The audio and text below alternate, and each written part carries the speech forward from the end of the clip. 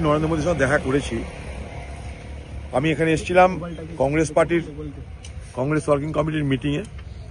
তো যখন দেখলাম দিল্লি এলাম, তখন একবার যদি চেষ্টা করা যায় পশ্চিমবঙ্গের যে সমস্ত পরিযায়ী শ্রমিকরা আছে তাদের দুরবস্থার কথা তুলে ধরে প্রধানমন্ত্রীকে যদি এই বিষয়টা বলার চেষ্টা করা যায়, খারাপ হয় না। আমি সেই জন্যেই প্রধানমন্ত্রীর কাছে একটা অ্যাপয়েন্টমেন্ট চেয়েছিলাম। ঘটনাচক্রের অ্যাপয়েন্টমেন্টটা পেয়ে গেছিলাম এবং পেয়ে যাওয়ার সঙ্গে সঙ্গে দেখা করে তাকে বোঝালাম যে পশ্চিমবঙ্গ থেকে লক্ষ লক্ষ পরিযায়ী শ্রমিক তারা বাইরের রাজ্যে থাকে, তাদের উপরে অত্যাচার হচ্ছে, অন্যায় অত্যাচার হচ্ছে এবং সবথেকে বড় কথা এগুলো বিজেপি শাসিত রাজ্যে হচ্ছে। এটা আপনাদের দেখা দরকার। এরকম লক্ষ লক্ষ পরিযায়ী শ্রমিক আছে বাংলায়। এটা গেল এক। 2 নম্বর হচ্ছে, আমি এটাও বলেছি যে মতুয়া সম্প্রদায়ের মানুষের ভোটাধিকারের কথা, এবং আমি এটাও আপনাদেরকে বলছি যে উড়িষ্যায় যে ঘটনা ঘটেছে, আমার জেলার একটা ছেলেকে জুয়েল তাকে পিটিয়ে মেরে দেওয়া হয়েছে উড়িষ্যাতে। আমি আপনারা জানেন কিছুদিন আগে আমি পানিপথেও গেছিলাম এই পরিযায়ী শ্রমিকদের জন্য, এবং আমি আগামী দিনে উড়িষ্যাতেও যাব এই পরিযায়ী শ্রমিকদের জন্য। আমি বাংলার পরিযায়ী শ্রমিকদের উপরে কোনো অত্যাচার কোথাও হলে, কোনো রাজ্যে হলে পশ্চিমবঙ্গ সরকার কি করবে জানি না। আমি হেরেছি এটাও আমি জানি। আমি হারিবা যদি পরোয়া না করে সেই সব রাজ্যে গিয়ে সেখানকার পরিযায়ী শ্রমিকদের উপরে যাতে কোনো জুলুম অত্যাচার কোনো রকমের অন্যায় না হয় তার জন্য আমি আপ্রাণ লড়বো এবং চেষ্টা করব। এই চেষ্টা করে পানিপথে থামিয়েছি, এইভাবেই আগামী দিন উড়িষ্যাতেও থামাবো। কথা দিয়ে গেলাম, আমি উড়িষ্যাতেও যাব খুব তাড়াতাড়ি। সেই সমস্ত শ্রমিকদের কাছে গিয়ে দরকার হলে উড়িষ্যায় বিধান ভবন পর্যন্ত আমি যাব আন্দোলন করতে তাদেরকে নিয়ে। অত সহজ নয়, কারণ ভারতবর্ষের যে কোনো মানুষের, যে কোনো রাজ্যের, যে কোনো ভাষার, যে কোনো ধর্মের, যে কোনো মানুষের ভারতবর্ষের যে কোনো রাজ্যে রুজি রোজগার করার, থাকা পড়ার সব অধিকার আছে। সে অধিকার কেউ কেড়ে নিতে পারে না। সে অধিকার যদি কেড়ে নেওয়ার চেষ্টা করে, পশ্চিমবঙ্গ সরকার কি করবে জানি না।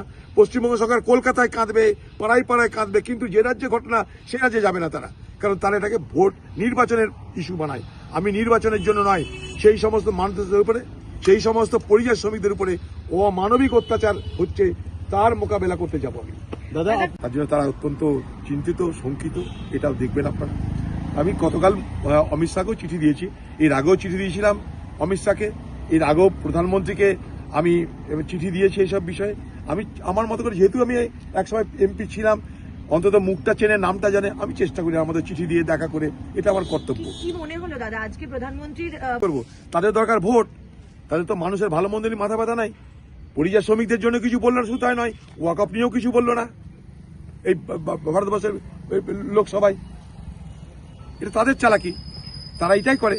তারা মানুষের জন্য কাঁদে, কিন্তু সে কান্নাতে জল বার হয় না।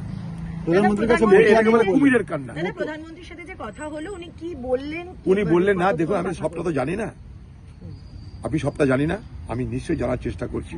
আমি বললাম এটা না জানা কিছু নাই, সারা বাংলা উত্তাল হচ্ছে এই ঘটনায়। আপনি জানেন না কেন, আমার এটাও আমার জানা নাই, সারা দেশ জুড়ে এটা হচ্ছে।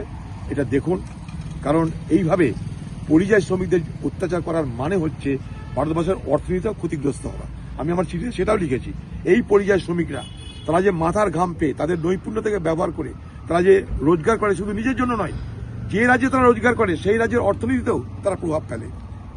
তাই তারা কিন্তু আমাদের আর্থিক ব্যবস্থার একটা অঙ্গ। তাদের উপর এই ধরনের অত্যাচার হলে আখের দেশের ক্ষতি, এবং সেই সমস্ত মানুষের রুটিরুজিতে হাত পড়ছে।